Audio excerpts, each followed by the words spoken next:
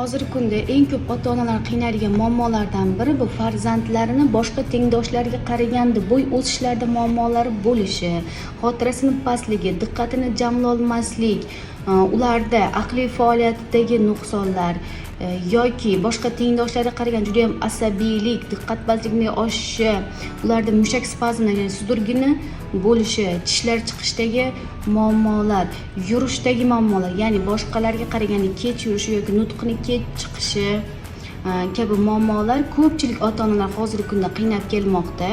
Hozir sizga tavsiya qiladigan vitamin va minerallarimiz ayni shu muammolarni inshaalloh yechimi bo'ladi. Masalan, farzandingizni tishlari chiqishda muammo bo'ladigan bo'lsa, ya'ni juda ham injiqlik holati bilan tishlar chiqadigan bo'lsa yoki suyaklarida muammo yoki raxit tashxisi qo'yiladigan bo'lsa, D vitamin yetishmagandagi, ya'ni bo'y o'sishlari, suyaklarda muammo bo'ladigan bo'lsa, kalsiylarni tavsiya qilamiz. Hop, suturgi beradigan bolalarga esa bu turini tavsiya qilamiz, sababi buni tarkibida magniy, kalsiy sitrat va D3 bor.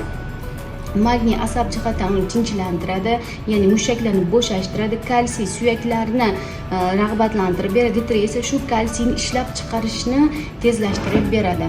Aqliy faoliyatini, diqqatini jamlashga esa quyidagi vitamin va minerallarni tavsiya qilamiz.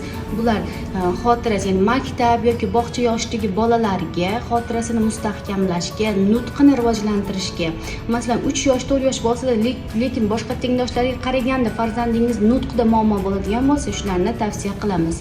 Buni tarkibida ham kalsiy, magniy, ham xotirani mustahkamlovchi komponentlar bor va D3 K2 bor. Ya'ni qabul qilinadigan kalsiy vitaminlarni tanada tomirga emas, suyaklar, to'qimalarga yetkazib beruvchi qo'shimchalari ham bor.